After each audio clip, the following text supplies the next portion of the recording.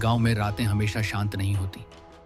कुछ रातें सांस लेती हैं, कुछ रातें देखती हैं और कुछ रातें ऐसी होती हैं जो कभी खत्म नहीं होती। यह कहानी है एक ऐसी ही रात की, एक ऐसी रात जिसने पूरे गांव को याद दिला दिया कि अंधेरे में सिर्फ डर नहीं होता, सच भी होता है। राजस्थान के एक सुनसान इलाके में बसा था भैरवपुर गांव। दिन में यह गांव बिल्कुल आम लगता था।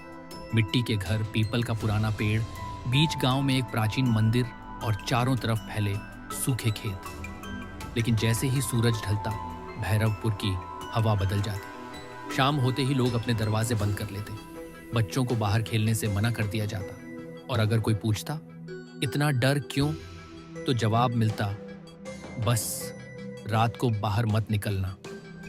उस दिन भी सब कुछ सामान्य था, लेकिन रात के ठीक 3 बजे जब पूरा गांव गहरी नींद में था, तभी रामू की आंख खुल गई।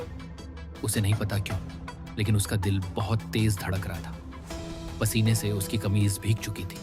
तभी उसे सुनाई दी एक आवाज, खट खट, जैसे कोई मिट्टी पर नाखून घसीट रहा हो। रामू उठकर बैठ गया। पूरा घर अंधेरे में डूबा था। उसने कांपते हाथों से दिया जलाया। पीली रोशनी दीवारों पर नाचने लगी, जैसे खुद डर रही हो। आवाज फिर आई, इस बार थोड़ी पास से। रामू ने दरवाजे की ओर देखा और तभी दरवाजे के नीचे से काला धुआं धीरे धीरे घर के अंदर घुसने लगा। उस पल रामू को अपनी दादी की बातें याद आ गईं। दादी कहा करती थी, भैरवपुर में एक रात है जो हर साल किसी एक को बुलाती है। जो उस रात बाहर गया वह वापस नहीं आया। 20 साल पहले एक औरत को गांव वालों ने इसी मंदिर के सामने जिंदा जला दिया था। उसका कसूर सिर्फ इतना था कि वह अकेली थी और अलग थी। मरते समय उसने चीख कर कहा था, मैं मरूंगी, लेकिन हर साल किसी एक को अपने साथ ले जाऊंगी। रामू का शरीर ठंडा पड़ गया। तभी बाहर से आवाज आई, रामू। उसका नाम बिल्कुल साफ। उसका गला सूख गया। आवाज फिर आई, बाहर आओ। अब यह आवाज फुसफुसाहट नहीं थी, ये बुलावा था। रामू ने हिम्मत करके झरोखे से बाहर झांका। मंदिर की तरफ एक औरत का साया खड़ा था।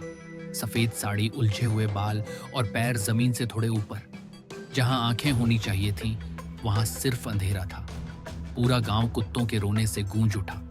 रामू पीछे हट गया, लेकिन दरवाजा अपने आप धीरे धीरे खुलने लगा। डर के मारे रामू भागा, सीधा मंदिर की तरफ। लोग कहते थे, अगर उस रात मंदिर पहुंच गए तो शायद जान बच जाए। मंदिर का दरवाजा आधा खुला था। अंदर से गर्म सुनहरी रोशनी आ रही थी। जैसे ही रामू अंदर जाने वाला था, पीछे से आवाज आई, मंदिर भी मेरा है। रामू पलटा। वो औरत अब बहुत पास खड़ी थी। उसका चेहरा साफ दिख रहा था। जली हुई चमड़ी, आधी पिघली आंखें और एक ऐसा मुंह जो इंसानी नहीं लग रहा था। उसने कहा, मेरा नाम भैरवी है।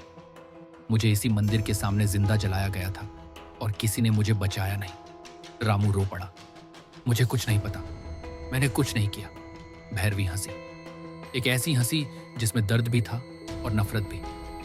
तूने नहीं, लेकिन तेरे बाप ने आग लगाई थी। रामू को सब समझ आ गया।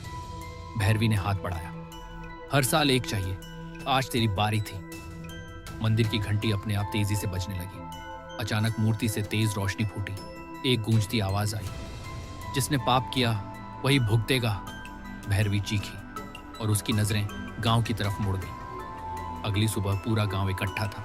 रामू जिंदा था, लेकिन गांव का सरपंच गायब था। वही सरपंच जो 20 साल पहले भीड़ का नेता था। मंदिर के सामने जली हुई जमीन पर आज भी निशान था और लोग समझ गए, गांव की वह रात अभी खत्म नहीं हुई है।